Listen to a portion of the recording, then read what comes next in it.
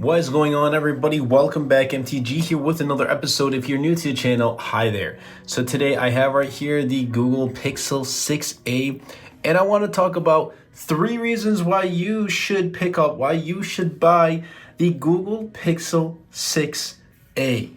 But before I do dive right in, I want to quickly talk about the wallpaper you see right here. This is my latest wallpaper pack. It is called Drip. I'll be leaving a link in the description down below if you want to take a look. And also, I'm working on a bunch of other new wallpapers that I hopefully will release in the coming weeks and the coming months. So be sure to stay tuned to the channel for my upcoming wallpapers and for upcoming content on the Pixel 6a. But without further delay, let's dive right in.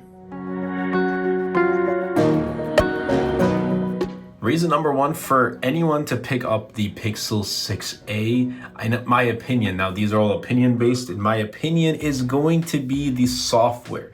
So with the Pixel 6a and other Pixel devices, we're getting, I guess, stock Android, but we're getting this really nice software of Android 12 and hopefully Android 13 when that comes out in the next month or two. And pretty much this is what Google wants to showcase how Android should look like, and Pixel devices is the way for them to showcase just that. I love Android 12 on Pixel devices because Material You. You can't get 100% of Material You on other OEMs, or at least from what I've experienced. But with Pixel 6 series and Pixel 6a, that has been the case. I've been able to experience Material You in the way that I really do like. This has been a really nice design overhaul. Another thing about software I'm going to add is the performance, is because this has Google Tensor. This has a flagship chipset found in Pixel 6 and 6 Pro. They're kind of going the way of the iPhone SE, adding the A15 Bionic chipset into the iPhone SE, the same chipset found in the 13 series. Google is doing the same with the Pixel 6a. And in my time of using this device with Google Tensor, I haven't had any issues, lag, or anything of that sort. Same goes for software. It's been super smooth. No issues, no stutters, no lags whatsoever. And I do say it's smooth, even though it's a 60 hertz display. I don't mind it not being 120 hertz. I mean, there's this huge discussion about this device not having 120 hertz. Would we have liked it? Yes, but is it a huge deal breaker to not have 120 hertz? For me, it's not. I'm perfectly fine. I have my SIM card, my main SIM card in here. I am using it as my main device. I don't have any issue of this not having 120 hertz because it still feels really smooth. But the addition of Google Tensor, having good Android software straight from Google on day 1, and 3 years of software updates and 5 years of security updates for the Pixel 6a is probably one of the main reasons why I would pick up this device. Now, number 2 is going to be the battery life. So this comes with like a 4410, if I recall correctly about the exact number, but around the 4400 milliamp hour battery, and coming equipped with Google Tensor and a 60 hertz display.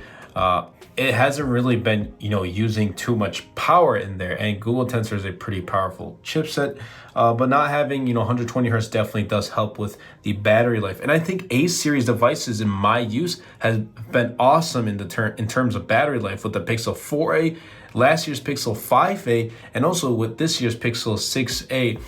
Just for reference, taking a look right now, I took this device out of charge at around 5:30 a.m. It is now 7:39 a.m. And at 93%. And I did use this device to watch about 2 videos. I did a couple emailing. I did browse the web a little bit. At 93%, pretty good. And I had my brightness, up at full max, and I was at full volume and whatnot. But for 2 hours in, I don't think other devices that I've used would last into the 90s. They'd probably be down into the 80%, 80, 85, somewhere around there. But this has performing really well with battery life.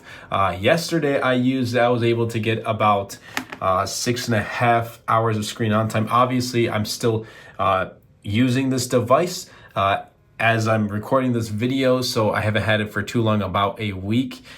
So obviously battery life is going to vary, and it's probably going to get even better from here. This device is still learning how I use, how I, work on a daily basis. So I believe it's going to get much better. That's how it happened with my Pixel 5a and my Pixel 4a. Large battery, it's not really power hungry device itself. So you're going to, and it's compact with a 6.1 inch display. So if it had a larger display, it's going to consume a little bit more power from there. So a more compact, obviously 6.1 inch display, it sounds like a really large display if we're talking about like in 2014, 2015, but it fits really comfy and snug in the hand. Just for reference, this right here is the Pixel 5a, and it actually is a little bit smaller. I believe this is like a 6.2 inch display, but I like how Pixel 6a feels in the hand, much more compact. But nonetheless, the battery, if you're looking for battery that's going to last you all day, especially if you're a light user, unlike me, which I'm a heavy user, then you can rely on the battery life. Now, just to add, it doesn't have wireless charging, so that's a bummer if you guys, are looking for wireless charging on the Pixel 6a. It does have it, and it also has up to 18 watts of wired charging. So it's not the fastest charging speeds, but it does last you the whole day. There are some devices charge up super fast, but they just don't last as long in a day. This is kind of the opposite. It takes a little bit longer to charge. However, it does last you the entire day. And if you're a light user, probably even 2 days. Last but not least is reason number 3 of why I would personally pick up this device is going to be for the price, for $449.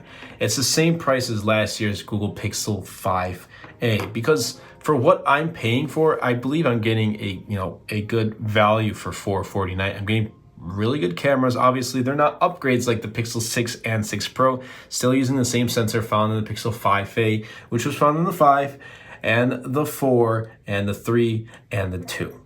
So you can definitely tell how the camera itself has aged, but the software is what makes it really good. Google has some really good computational photography, and it won't disappoint in the camera department. So I can always rely on Pixel cameras when I'm taking stills. I take more stills than I do video.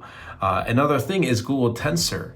And that ties into reason number 1 is I'm getting a flagship processor. I'm getting great software. I'm getting great battery life on this. The whole 60 hertz display thing does not bother me at all. I'm even getting clicky buttons. Just listen to this. That's something I really appreciate from the Pixel 4a, and I feel like it's more clicky than the Pixel 5a. Or not. They're both really clicky nonetheless. But I like it. I really do like it. I'm getting a really premium design. I think this is premium. It's not using a glass back. It's a plastic back that's kind of, feels coated in glass, but it's definitely not, and doesn't have wireless charging because of that.